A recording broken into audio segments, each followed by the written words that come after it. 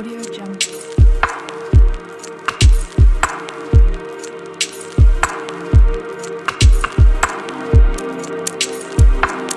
Audio Jungle.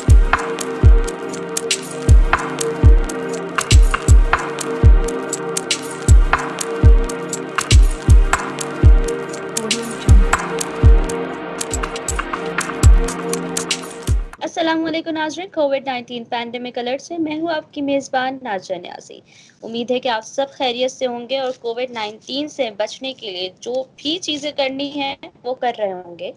वैसे तो हमने इस ऑलमोस्ट 4 महीने से हम सुनते आ रहे हैं कि जो बूढ़े हैं, जो बच्चे हैं वो हाई रिस्क पे हैं क्योंकि उनका इम्यून सिस्टम जो है वो वीक होता है।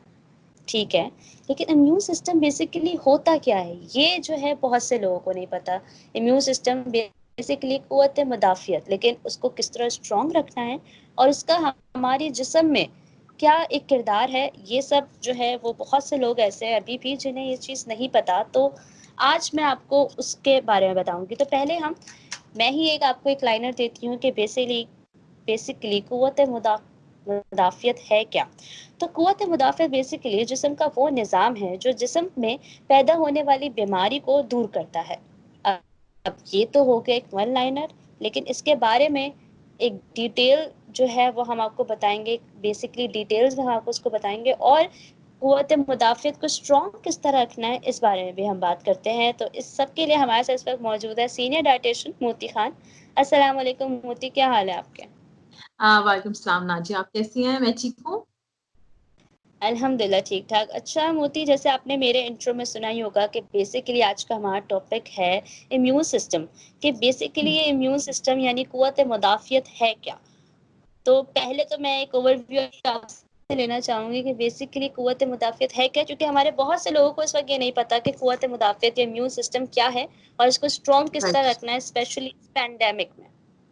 बिल्कुल। Thank you Nazia for having me in your programme first. और दूसरा ये कि मैं सबसे बिल्कुल I would be happy to explain. बहुत ज़्यादा देख रहे हैं कि लोग जो हैं इम्यूनिटी के बारे में पूछते हैं कि है क्या क़ुव्वत मुदाफ़ियत, कैसे स्ट्रॉन्ग रखी जा सकती है। सबसे ज़रूरी चीज़ ये है कि अगर बिल्कुल लेमन लैंग्वेज में मैं इसको एक्सप्लेन करूँ, तो क़ुव्वत मुदाफ़ियत हमारे जिस्म के छोटे-छोटे सोल्जर्स हैं, जो कि हमें बीमारियों से लड़ने में हेल्प करते हैं। अब ये सोल्जर्स कैसे बनते हैं? हम जब डाइट अच्छी लेते हैं, हेल्दी चीज़ें अपनी डाइट में इंक्लूड करेंगे, तो उसी हिसाब से हमारी बॉडी के जो सेल्स हैं, वो नए सेल्स डेवलप करते हैं और एंटीबॉडीज़ को स्ट्रॉन्ग कर रहे होते हैं। क़ुव्वत मुदाफ़ियत के अंदर या इम्यूनिटी के अंदर बहुत सारी टाइप्स होती हैं।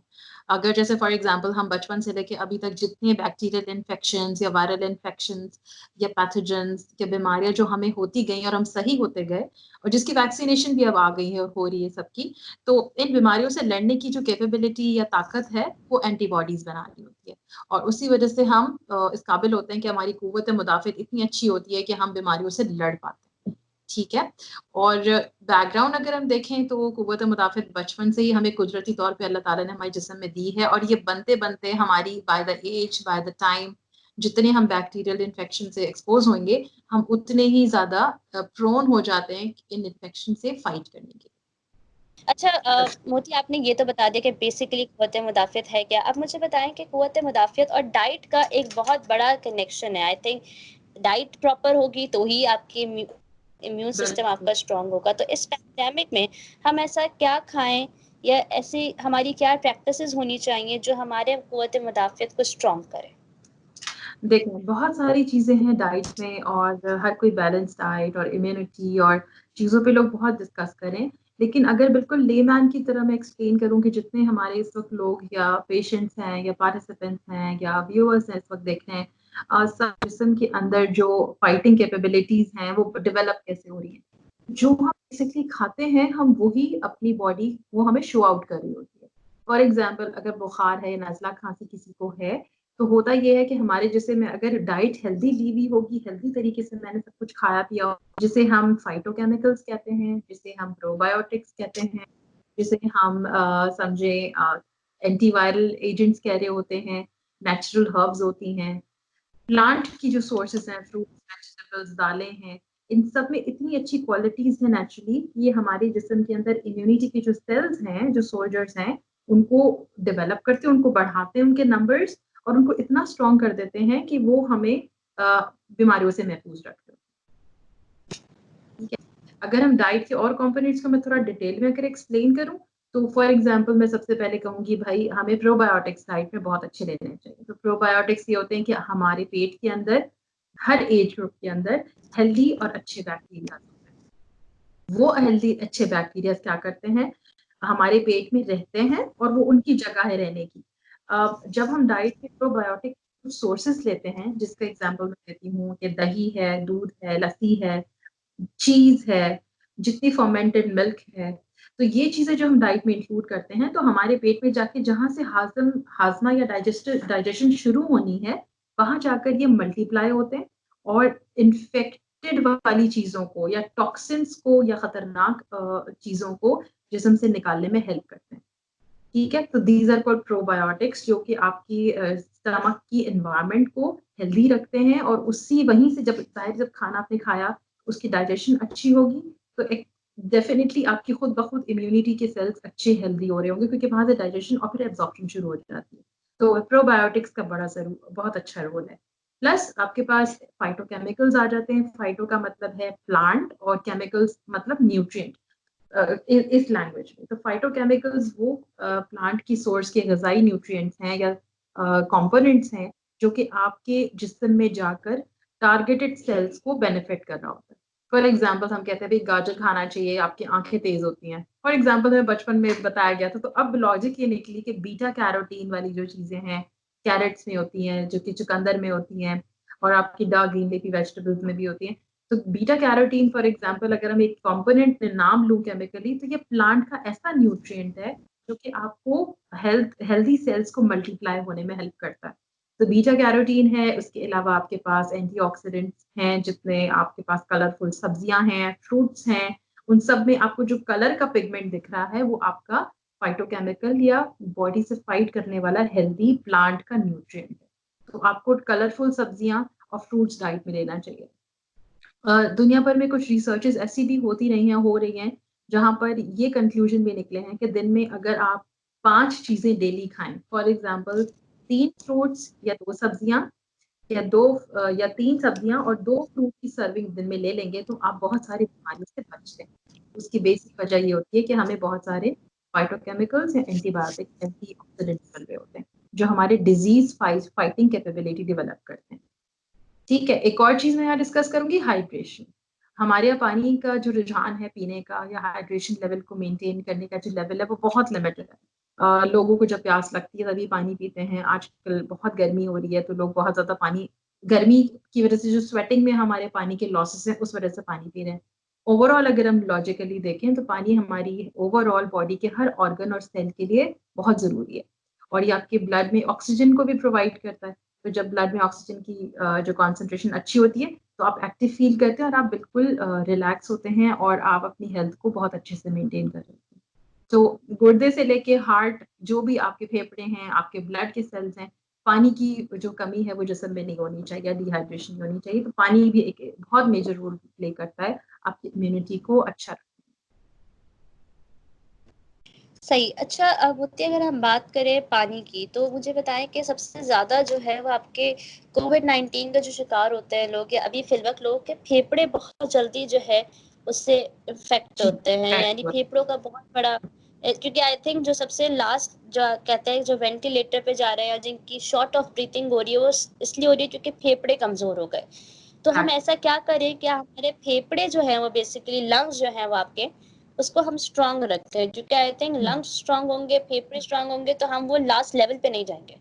देखिए बहुत सारा डाटा रिसर्च का नाजा ये भी कह रहा है कि हमारे पास जो इस वक्त डेथ्स हुई हैं ओवरऑल पूरी दुनिया की एग्जांपल अगर हम देख लें तो ज्यादातर उन लोगों की डेथ हुई है जिनके अंदर अस्थमा, डायबिटीज, हार्ट प्रॉब्लम पहले से उनको थे और उनको कहीं से कोविड ट्रांसमिट हुआ और ये वायरस लगा और फिर वो उनकी कंडीशन खराब हुई।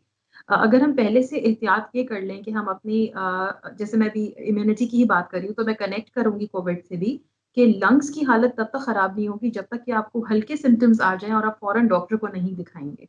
हमारे ये ट्रेंड हो रहा है कि लोग डॉक्टर्स के पास बहुत ज्यादा हालत खराब होने के बाद पहुंच रहे हैं। तो हॉस्पिटल्स इस वक्त सेफ हैं। आप जरूर जाके कहीं खांसी, नजला या ऐसी कोई सिम्टम्स आपको आते हैं और कोविड पॉजिटिव है आपका, तो डॉक्टर को सबसे पहले जाके दिखाइए। स्पेशली सेंस ऑफ टेस्ट और स्मेल अगर खत्म हो रहा हो या आपको सांस लेने में प्रॉब्लम हो रही हो। ये 2 मेजर इंडिकेटर्स हैं कि आपके लंग्स के जो हालात हैं वो ठीक नहीं है। अच्छा, दूसरा ये होता है कि नींद पूरी करना, इम्यूनिटी को मैं कनेक्ट करूँगी और फिर मैं फेफड़े की हेल्थ पे आती हूँ। कि इम्यूनिटी की स्ट्रेंथन करने या उसको स्ट्रॉन्ग रखने के लिए नींद पूरी होना भी बहुत ज़रूरी है। तो अगर हम बड़ों में देखें कि नींद का स्पैन कितना अच्छा होना चाहिए ताकि क़ुव्वत मुदाफ़अत अच्छा काम करे, वो होना चाहिए कम से कम 6 से 8 घंटे, और बच्चे कम से कम 10 से 12 घंटे अपनी नींद पूरी करेंगे तो उनके अंदर इम्यूनिटी बेहतर रहेगी। अब लंग्स को कनेक्ट करते हैं थोड़ा-सा, इसकी लंग फेफड़ों की कैपेबिलिटी को स्ट्रॉन्ग करने के लिए। तो इसके लिए सबसे अच्छी चीज़ ये है कि आपकी जैसे मैंने अभी शुरू में ज़िक्र किया पानी का, पानी ज़्यादा पीने से आपके जिस्म में जो फेफड़े के अंदर जो बलगम की जो एक एक कॉन्सन्ट्रेशन है वो पतला हो जाता है और फिर आप खाँसी के थ्रू उसको निकाल पाते हैं। तो पानी का तो सबसे पहले मेजर रोल आ गया। दूसरा, कुछ खाने में ऐसे कंपोनेंट्स होते हैं जो कि लंग्स की हेल्थ को इम्प्रूव्ड रखते हैं। जैसे मैंने फ्रूट वेजिटेबल्स बताई है, दही, दूध की चीज़ें भी लें। हमारे कॉन्सेप्ट ज़्यादातर ये होता है कि भाई दही मत खाओ, गला खराब हो जाएगा, दूध नहीं पियो, फेफड़ों के लिए सही नहीं है। बहुत सारे मिथ्स एंड फैक्ट्स हैं। तो सबसे ईज़ी चीज़ ये है कि भाई आपकी डाइट में नेचुरली जो प्रीबायोटिक्स वगैरह हैं, ये आपकी प्रोबायोटिक्स जो हैं, ये आपकी लंग्स की हेल्थ को भी इम्प्रूव कर रहे होते हैं। अब लंग्स के अंदर क्या चीज़ है डाइट के लिए जो ज़रूरी है कंसिडर करना, बेसिकली चावल या व्हाइट आटा या मैदा या छना हुआ आटा या बाहर के प्रोसेस्ड फूड आप बंद कर दें सबसे पहले, ठीक है? दूसरा ये रखें कि अपनी डाइट में फाइबर या निशास्ते को बढ़ाएं। फॉर एग्जाम्पल, आपने चक्की या गंदम का आटा है तो उसमें फाइबर या भूसा या ब्रान ऐड करके उस आटे की रोटी यूज करें, बजाय से कि आप आटे को छान के यूज करें या आप आटे के अंदर व्हाइट आटा मिला के यूज कर रहे हैं। एक और चीज़ बड़ी ज़रूरी है वो है राइस का इस्तेमाल। हमारा स्टेपल फूड जो है पाकिस्तानी कल्चर में चपाती और चावल का बहुत ज़्यादा खाने का ट्रेंड है ना। तो आई रिकमेंड, अगर मुझसे पूछा जाए कि हेल्दी ऑप्शन इस वक़्त लंग्स की कैपेबिलिटी के लिए क्या अच्छा है, तो रोटी इज़ बेस्ट। व्हीट, गंदम, जौ, these are the natural sources जो कि बेस्ट हैं इस वक़्त आपकी हेल्थ के लिए। चावल को आप वंस अ वीक या वंस इन 15 डेज़ की फ्रीक्वेंसी पे रखें। जिन लोगों को बहुत ज़्यादा लंग्स की प्रॉब्लम, अस्थमा या कोविड है अभी, और उनको खांसी का या शॉर्टनेस ऑफ ब्रेथ की प्रॉब्लम्स है, क्योंकि कार्बन डाइऑक्साइड एक पूरे मैकेनिज्म है जो कि मेरे शायद लेमैन लोगों को एक्सप्लेन करना इजी ना हो, लेकिन to on on a very serious note, simple note, आप कोशिश करें कि चावल और वाइट मैदे वाली चीजें अवॉइड करिए। जितना ज्यादा डाइट में सब्जियों का और फ्रूट्स का इस्तेमाल होगा, जितना ज्यादा आप नेचुरल ऑयल को यूज करेंगे। फॉर एग्जाम्पल, हमारे जो नॉर्मल कुकिंग ऑयल्स हैं, कैनोला ऑयल है, कॉर्न ऑयल है, सेफ्लॉर ऑयल है, ये cooking oils naturally limited amount में अपने खाने में ऐड करें ताकि आपको इससे एनर्जी भी मिले। और ड्यूरिंग दिस कोविड पेशेंट को सबसे ज्यादा कैलोरीज और प्रोटीन्स की रिक्वायरमेंट ज्यादा होती है। तो कैलोरीज तो हम लेते हैं फैट से, ठीक है, और हम नेचुरल फ्रूट सब्जियों से भी कैलोरीज ले सकते हैं, नॉर्मल डेली रूटीन के खाने से भी ले सकते हैं। प्रोटीन को बढ़ाने के लिए सबसे अच्छी सोर्स आपके पास रेड मीट, जैसे हम मटन है, बीफ है, फिश, चिकन का इस्तेमाल है, ये ज़रूर रखें। जो लोग वेजिटेरियन हैं वो ज़्यादातर सोयाबीन का इस्तेमाल करते हैं, उसमें भी बहुत ज़बरदस्त प्रोटीन है प्लांट सोर्स का, वो भी अपनी डाइट में इंक्लूड करें। जितनी बीन्स और दालें आप अपनी डाइट में डेली रूटीन में बना सकते हैं, इसको ऐड ऑन करें, ये आपकी प्लांट प्रोटीन्स आ जाएंगे। तो इन चीज़ों का कॉम्बिनेशन जो है ना आपको अपनी डाइट में रखना पड़ेगा रोज़ाना until you get recover from the symptoms, क्योंकि ये ड्यूरिंग दिस फेज आपको इम्यूनिटी को इम्प्रूव करेंगे, तो खुद ब खुद जो डिजीज या वायरस ने मल्टीप्लाई होना है, कोविड का खराब करनी है आपकी कंडीशन, तो उसी वक्त उसको कंट्रोल करके तबीयत को बेहतरी की तरफ ले आएगा, रिवर्स कर देगा प्रोसेस को।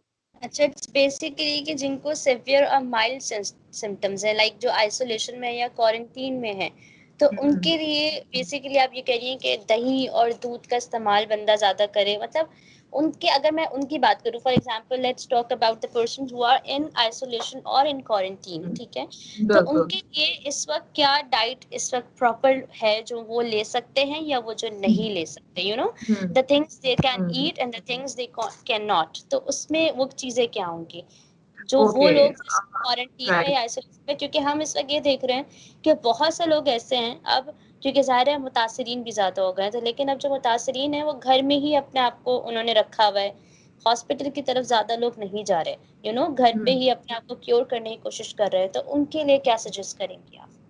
अच्छा, जो लोग क्वारंटीन हैं, जो कि मेडिकल आइसोलेशन कहलाती है और कोविड पॉजिटिव के साथ हैं और उनको हॉस्पिटल में, ज़ाहिर है hospital is not a place for quarantine, right?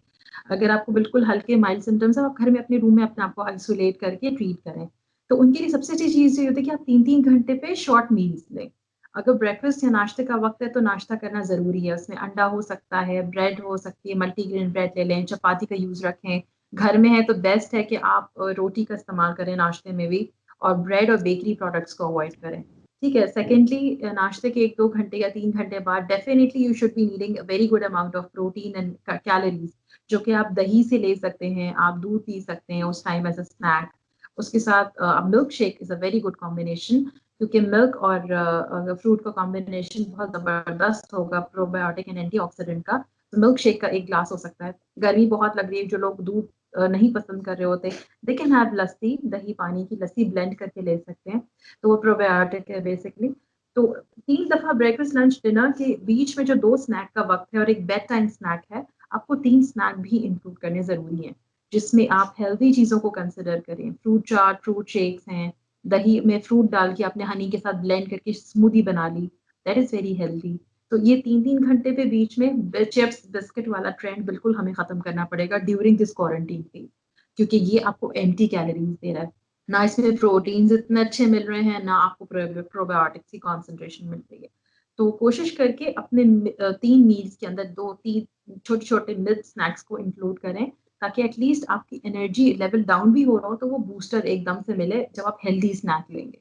सो ये बहुत कोर इम्पोर्टेंट हमारे पास एक मैसेज होगा मेरी तरफ से, कि आप अपनी डाइट में हेल्दी स्नैक्स को कुछ दिन के लिए इनकॉर्पोरेट करें। जिन लोगों को बहुत आदत है बाहर का खाने की, they should avoid it as much as possible. बिल्कुल, मोती, ये बात तो आपकी बिल्कुल ठीक है कि हमारे यहाँ एक ट्रेंड बन चुका था इस लॉकडाउन से पहले कि बस बाहर का खाना खाना है। हफ्ते में लोग 3-3 4-4 दिन जो है वो बाहर का खाना खा रहे थे। आई थिंक अगर हमें खुद को वीक नहीं करना और खुद को स्ट्रॉन्ग रखना है, इनफैक्ट उन लोगों के लिए भी जो अपना वेट इस वक़्त लॉस करना चाह रहे हैं, सबसे ज़्यादा ज़रूरी है कि हम अपनी लाइफ़स्टाइल से, अपनी डाइट से जो है वो बेकरी आइटम्स को निकाल दें। एज़ फार हम इस एग्जैक्टली। बेकरी आइटम्स को निकालेंगे, हमारी सेहत बहुत हद तक वैसे ही ठीक हो जाएगी।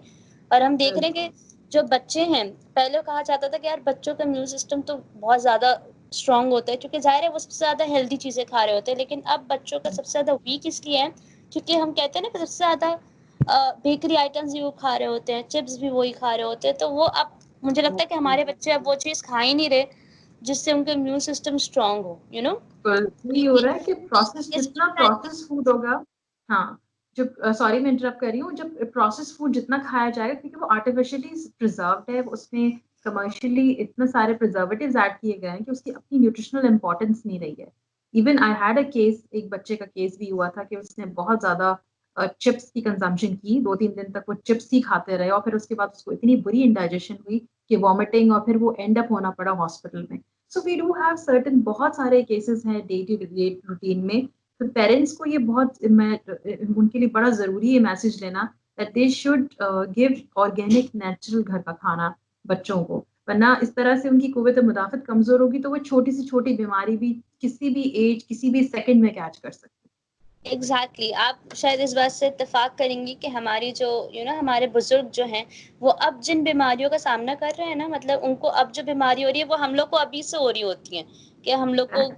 जो है वो हड्डियों में भी दर्द हो रहा है, तो हम लोग को जो है चक्कर भी आ रहे होते हैं, तो हम लोग वो सारी चीजें हम लोग के साथ हो रही है बिकॉज हम हमारी एज से ही हमने भी जो है वो ज़ाहिर है बाहर का खाना स्टार्ट कर दिया, बेकरी जी, आइटम स्टार्ट कर दिया ना, जो ready to true. Eat meals होते हैं हम लोगों ने वो लेना हाँ, शुरू किए, तो ultimately we ये, end up with the weakest yes, immune system.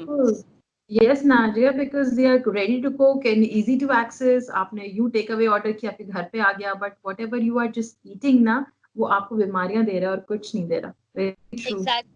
तो लेट्स मतलब एक चीज होती है ना कि आपने बताया कि लोग मिल्क शेक पिए, दूध के साथ दूध और दही का इंटेक करें, but what about the persons जिनको दूध और दही मना होता है, दूध के आइटम्स मना होते हैं, दही के आइटम्स मना होते हैं, उनको ग्लूटेन फ्री खाना होता है, जैसे पीसीओडीज की आजकल बहुत ज्यादा ट्रू। प्रॉब्लम्स हैं, लाइक हाँ, उनके लिए, और वो बच्चे जिनको दूध और दही मना होता है, उनको एलर्जी राइट। होती है उस चीज से, तो वो इस वक्त हाँ, क्या करें इस सिनेरियो में यहाँ पे अब?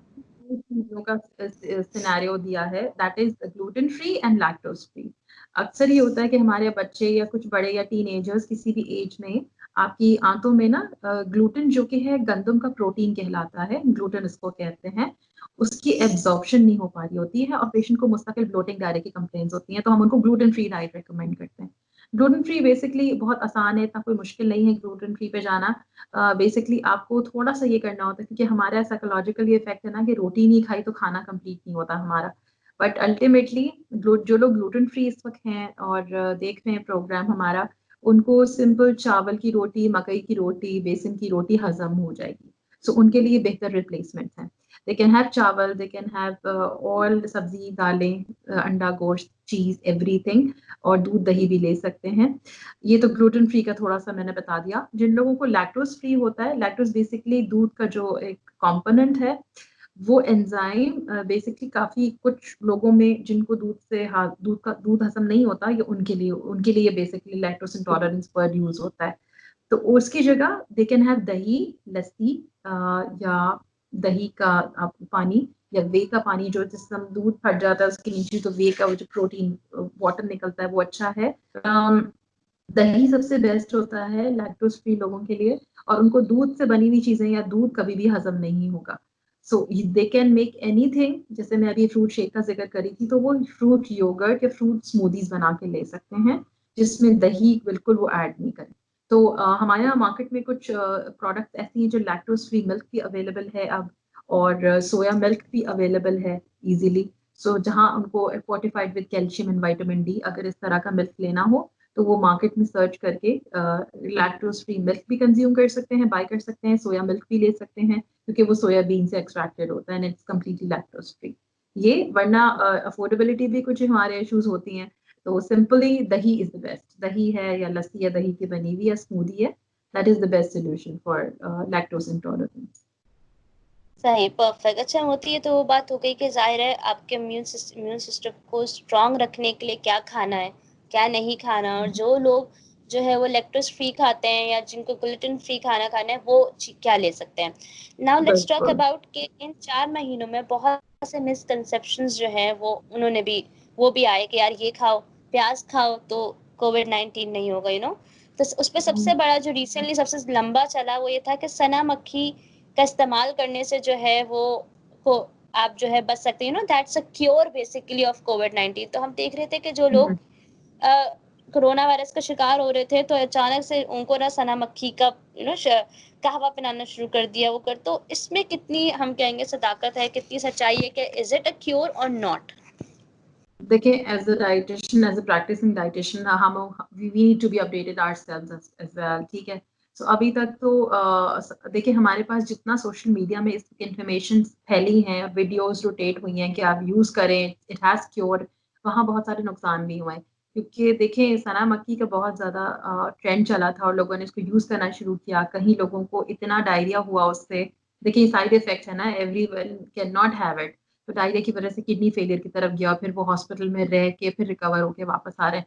तो सना मक्खी का कोविड की ट्रीटमेंट से कोई रिलेशनशिप नहीं है, जहां तक अभी रिसर्चेस एंड रिपोर्ट्स आई हैं। There is no evidence, number one. Number two, आपके पास जो बेस्ट हेल्थ केयर प्रोफेशनल्स हैं जो आपको सना मक्खी पे ट्रीटमेंट बेहतर उसका यूज बता सकते हैं, वो आपके हकीम या एक्सपर्ट हकीम होते हैं, जो होम्योपैथोलॉजिस्ट होते हैं, होम्योपैथिक ट्रीटमेंट जो कर रहे हैं, they are the best people to approach. एक और चीज मैं बता दूं, सना मक्खी को हमने बहुत ज्यादा एज ए ट्रीटमेंट लिया हुआ है, मगर इट इज बेसिकली पुराने जमाने में यूज होती थी आपके कॉन्स्टिपेशन को रिलीज करने के लिए, या जिन लोगों को क्रॉनिकली कब्ज की शिकायत रहती थी, ये उसकी ट्रीटमेंट के लिए यूज होता था। तो कोविड के अंदर इस वक्त रिसर्चेस और न्यूट्रिशन की कोई गाइडलाइंस अभी तक नहीं आई हैं, सब पे इस वक्त रिसर्च हो रही है। लेकिन हाँ, कुछ नेचुरल चीजें ऐसी हैं अदर देन सना मक्खी, जो कि थोड़ी एटलीस्ट आपके सिम्टम्स को इम्प्रूव कर सक रही होती है। फॉर एग्जाम्पल कलौंजी है या हनी का इस्तेमाल है, जैतून का ऑयल आप 1 टीस्पून डेली पी लीजिए, उससे उसकी इफेक्टिवनेस है फेफड़े की हेल्थ के लिए। तो ये ऐसी चीजें हैं जो कि नेचुरली बहुत इफेक्टिव है, तो हम ये एडवाइस कर सकते हैं। लेकिन जहाँ हर्ब्स की बात होगी वहां पे बहुत लिमिटेड डाटा है, और डाटा कुछ कहीं तो है भी नहीं इतना एविडेंटली कि कोविड ट्रीट हो रहा हो। तो आई कैन नॉट रिकमेंड। सही। अच्छा, बहुत से कम लोगों को ये बात पता है मोती कि आप खुद भी जो है वो कोविड-19 सर्वाइवल हैं। यानी आपने खुद इस चीज़ से लड़ के आप इससे जो है क्योर आपने किया है। तो आप अपनी जर्नी थोड़ी-सी हमसे डिस्कस करें कि कैसे आपको सिम्पटम्स क्या थे आपके, देन आपने उसको क्योर कैसे किया, द बेस्ट थिंग। Right. एक डॉक्टर से ही हम पता कर सकते हैं कि ऑब्वियसली कोविड-19 सर्वाइवर है, उससे हम पता कर सकते हैं कि यार जिनको माइल्ड सिम्पटम्स हैं या जिनको सिम्पटम्स हो रहे हैं, तो अब वो क्या करें ऐसा, या उसके क्या स्टेप्स हैं जिससे वो क्योर हो सकते हैं? देखिए, सबसे बेस्ट पार्ट तो ये है कि हमारे पास जो इस वक्त कोविड वायरस का जो म्यूटेशन है ना, वो इतना डेडली नहीं है as compared to the one that happened in Italy and Spain और वुहान के अंदर। दूसरा, जब मुझे डायग्नोज हुआ था, तो क्योंकि हम लोग पेशेंट्स देख रहे होते हैं, हम हॉस्पिटल सेटिंग में काम कर रहे हैं, so that was not nothing very shocking for me. पहली बात तो ये थी कि आई was not at all shocked कि मेरा कोविड पॉजिटिव आया है। बट येस, सिम्टम्स थोड़े से माइल्ड थे। उसमें बहुत कॉमन सिम्टम्स ये हैं कि आपका taste of sense of taste and smell मेरा बिल्कुल चला गया था। तो हुआ ये था कि जब मेरे 2 सिम्पटम्स थे, तो फिर I went for the test और फिर वो पॉजिटिव आया। फीवरिश हल्का सा था, ऑन एंड ऑफ फीवर में मुझे हो रहा था, but I was not completely in 100 and above fever के ऊपर। उसमें सिंपल ये था कि I quarantine myself. Family में मेरे किसी को सिम्टम्स नहीं थे, तो I have to be safely quarantine myself separately. So I went for a quarantine. उसके बाद ड्यूरिंग दैट टाइम जो मैंने अभी आपको न्यूट्रिशन इंटरवेंशंस बताई कि 3 मील्स के साथ 2 प्रोबायोटिक्स के स्नैक्स और बीच में योगर्ट एंड फ्रूट्स का इस्तेमाल, ये मैंने किया था। और मेरे सिम्टम्स कम से कम 10-11 दिन में पूरे रिकवर हुए थे। और उसमें फिर ये होता है कि जहाँ एक्यूट और माइल्ड सिम्टम्स होना, तो जो शांदा है या गर्म पानी है या स्टीम है, even I have to take olive oil, जो जैतून का तेल है, वो मैं नाक में ड्रॉप्स भी डालती थी, and it worked as well. तो ये नेचुरल चीजें प्लस हनी एंड कलौंजी वर माय फर्स्ट सुबह नाश्ते की डोज थी एक, कि मुझे 1 पिंच ऑफ कलौंजी and 1 teaspoon honey, 1 tablespoon honey मुझे खाना होता था, फिर उसके बाद मैं नाश्ता करती थी। तो इस तरह से हुआ। और स्ट्रेस में अपने आप को बिल्कुल नहीं लेके जाना होता, क्योंकि स्ट्रेस का रिलेशनशिप आपकी डाइट और इम्यूनिटी से बहुत ज्यादा स्ट्रॉन्ग है। तो फैमिली से दूर होना है, लेकिन अगर आप स्ट्रेस उस वक्त कंट्रोल कर जाते हैं ना, और अपने कोविड को माइंड में नहीं रखते, माइंड से निकाल के बगैर चलते हैं, तो फिर आप बहुत फास्ट रिकवर करते हैं। तो जहां आपके सिम्टम्स इंप्रूव हो रहे हो, तो आप अपने आप को फैमिली से बिल्कुल अलग करके उनसे वीडियो चैट पे या वैसे ही वीडियो कॉल पे बात करके कनेक्टेड रहिए। पॉजिटिव बात करेंगे तो फिर चीजें आपको वैसे ही रिकवरी आपकी बहुत अच्छी होती है। So this is all happened. 10, 11, 12 days का मेरा क्वारंटीन पीरियड था। उसके बाद मेरा my doctor has told me that I am fit to go to my job, और मैं 15th डे पे अपनी बल्कि 11th डे पर मैं अपनी जॉब के ऊपर आ गई थी वापस, because I was symptoms free. So this is something very nice to tell everyone कि हम पेशेंट्स डील करते हैं, मगर जब आपको खुद होता है तो you must be knowing about the dos and don'ts also. तो वही मैं मैसेज अपनी पेशेंट पब्लिक को देना चाह रही हूँ कि आप अपनी डाइट को, अपनी स्ट्रेस को, नींद को, हाइड्रेशन को कवर करके बिल्कुल फिट एंड फाइन हो सकते हैं अच्छा, 7 to 8, 10 days तक। That's really perfect. और आपकी जर्नी सुन के मुझे हुआ कि फाइन, मतलब ठीक है, कोविड-19 कोई इतनी बड़ी चीज़ नहीं है अगर हम उसको इनिशियल लेवल पे उसको क्योर कर लें और बहुत परेशान ना हो। हमारे यहाँ ये एक सिनेरियो बन चुका है कि अगर आपको सिम्टम्स हो तो लोग छुपना शुरू कर देते हैं, ना वो किसी को बताते हैं और वो छुपना शुरू कर देते हैं, एंड दे स्टिग्मा है जी। तो वो एंड अप होते हैं इस पे कि यार या तो वो सिवियर हो चुका होता है या वो अपने साथ और लोगों को इन्फेक्ट कर चुके होते हैं। तो ये एक बहुत नॉर्मल सी एक चीज है। ठीक है, आपको कोविड-19 हुआ, आपने उसको आप समझ गए कि आपको है, देन क्वारंटीन योरसेल्फ, आपने प्रॉपर खाया, और आप उसको एंजाइटी उसमें ना जाएं, क्योंकि ऑब्वियसली आप ये समझे कि आप एक हेल्दी डाइट ले रहे हैं। क्योंकि जहाँ तक जितनी आपने मुझे चीजें बिल्कुल। बताई उसमें कहीं भी ये नहीं था कि ये भी नहीं खाना, ये भी नहीं खाना या वो नहीं खाना। सबसे ज्यादा प्रॉब्लम लोगों को यही होती है कि यार चीजें मना हाँ, हो जाती है खाने से, लेकिन यहाँ तो ट्रू सिनेरियो अनाया, उल्टा है। Very true. और दूसरा, आपको अपने डॉक्टर से कोऑर्डिनेशन में रहना बहुत जरूरी है, ताकि वो आपके सिम्टम्स मॉनिटर करके आपको मेडिसिन अगर जरूरत हो तो एडवाइस करेंगे, और else they won't be giving you. Fever indication ऐसी होती है जहां आपको डेफिनेटली मेडिसिन की जरूरत पड़ती है, वो भी डॉक्टर ही एडवाइस करेंगे। तो खुद से सेल्फ मेडिकेशन ना करें। मैंने ये चीज सीखी है कि सेल्फ मेडिकेशन नहीं करनी है, और यस, डाइट को फोकस करना है और अपने लाइफ को नॉर्मल तरीके से रखें, लेकिन आइसोलेट करके कुछ दिन तक, जब तक आप फिट नहीं हो जाते। अच्छा मोती मुझे ये बताएं कि कितने परसेंट चांसेस हैं दोबारा एक बंदा रिकवर हो चुका है तो उसको दोबारा कोविड-19 यानी कोरोना वायरस होने के चांसेस हैं या नहीं है? क्योंकि मैं देख रही हूँ कि कुछ लोग ऐसे हैं जिनको कोविड-19 हो चुका है लेकिन अब वो रिकवर हो चुके हैं तो अब वो वाले नहीं आप प्रिकॉशंस भी नहीं ले रहे। तो इस देखिए, क्या कहेंगे? हाँ, रिकरेंस देखिए, नोबडी नोज एंटीबॉडीज कब डेवलप हो जाएं आपकी, आपको नहीं पता। आफ्टर जब एक दफा इन्फेक्शन हो जाएगा तो उसके बाद आपके कितने दिन बाद एंटीबॉडीज डेवलप होती है। यूजुअली डॉक्टर्स तो कहते हैं कि 3-4 वीक्स के बाद आपकी अच्छी एंटीबॉडीज बन जाती हैं। लेकिन जिन लोगों की एंटीबॉडीज नहीं बनती तो वो जरा उनकी इम्यूनिटी भी शायद वीक होती होगी, जिसकी वजह से वो वापस वो कैच कर लेते हैं। असल में होता ये है कि मैंने मेजरली ये देखा है प्रैक्टिकली लोगों में भी, पब्लिक में भी, कि जब कोविड रिकवर हो जाता है तो लोग मास्क पहनना छोड़ देते हैं, अपने प्रिकॉशंस लेना छोड़ देते हैं, जिसकी वजह से कोई एक नया कोविड पेशेंट या कहीं क्राउड में वो होंगे तो वो डेफिनेटली उनको फौरन अटैक करेगा, अगर इम्यूनिटी आपकी अच्छी नहीं है और आपने मास्क की प्रिकॉशंस या hand washing hygienic practices follow नहीं की। क्योंकि आपको पता, सबको पता है कि कोविड वायरस जो है आपकी इस कैविटी के थ्रू जाता है, मुंह या नेजल या आपकी आंख के, आपने हाथ डाला, फेस पे हाथ लगाया, उससे आपका ट्रांसमिट हो सकता है टू एनी अदर पर्सन। छींकने से, खांसने से ये फॉरन ट्रांसमिट हो जाता है। मास्क प्रोटेक्टर है। तो जब अभी भी still I am in hospital, I do carry mask. मैं भी इंटरव्यू की वजह से नहीं पहनी हुई, लेकिन मेरा मास्क मेरे साइड पे रखा हुआ है जो कि मैं यूज कर रही हूँ। और डेफिनेटली ये जब तक हमारे पास ज्यादातर केसेस अब इंशाल्लाह होपफुली ये कम होना शुरू होंगे और इंसिडेंट्स कम होंगे तो फिर हमें मास्क की भी इंशाल्लाह जरूरत नहीं पड़ेगी। लेकिन जब तक ये है हमारे साथ, हमारी फैमिलीज में, गली मोहल्ले में, सिटीज में, इस मुल्क में जब तक कोविड है, हमें डेफिनेटली मास्क और हैंड हाइजीनिक प्रिकॉशंस रखने हैं। जिन लोगों को वापस हुआ है उसकी percentage is I can not estimate अभी, क्योंकि हमारे पास बहुत शायद 1 या 2 केसेस रिकरेंस के आए हैं। अब शायद डाटा बढ़ गया हो, लेकिन जिन लोगों को रिकरेंस या वापस हो रहा है उनको और ज्यादा केयर की जरूरत है कि वो वापस से क्वारंटीन फेज में जाएं और उतने ही दिन की क्वारंटीन करके डॉक्टर से इन टच रहें और फिर अपने आप को क्योर करके वापस आएं। लेकिन still they have to wear the mask and hand hygienic practices. Perfect. अच्छा मोती जाते जाते मैं से एक लास्ट आपसे एक सवाल करना चाहूँगी कि हम ये देख रहे हैं कि बहुत से लोग इस वक्त डिप्रेशन में हैं, एंजाइटी में। It's not about only the persons जो जॉब करते हैं, जॉब की वजह से सिर्फ नहीं, जो घर में ख़वातीन हैं वो खुद भी बहुत परेशान हैं।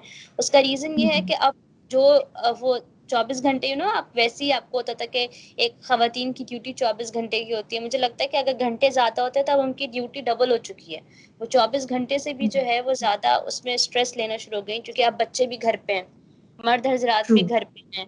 फिर ऑब्वियसली आपके इकोनॉमिक इश्यूज़ बहुत ज़्यादा हैं। तो इस पूरे सिनेरियो में आप क्या कहेंगी कि घर के झगड़े भी अब हम देख रहे हैं कि डोमेस्टिक वायलेंस भी बढ़ रहा है, बिकॉज़ अब बढ़ गया। सबकी इन 4 महीनों में अब सबकी होता है ना एक एक एक बस हो गई है कि यार बस यू नो अब बाहर निकलना है, क्योंकि अब ऑब्वियसली आउटिंग नहीं है तो लोग थक रहे हैं, ज़हनी तौर पे लोग परेशान। तो इस पे आप क्या रिकमेंड करेंगी लोगों को कि वो ऐसा क्या करे घर में रहते हुए कि वो इस डिप्रेशन का शिकार भी ना हो और घर का माहौल भी अच्छा रहे? देखिए, डिप्रेशन आता तभी है जब हमें बाहर के सर्कमस्टांसेस की क्यूरियोसिटी होती है कि बाहर क्या हो रहा है। ठीक है, अब हम सोशल मीडिया खोलते हैं, हम चैनल्स खोल के न्यूज़ देख रहे हैं, जाके नेगेटिव न्यूज़ आ रही है।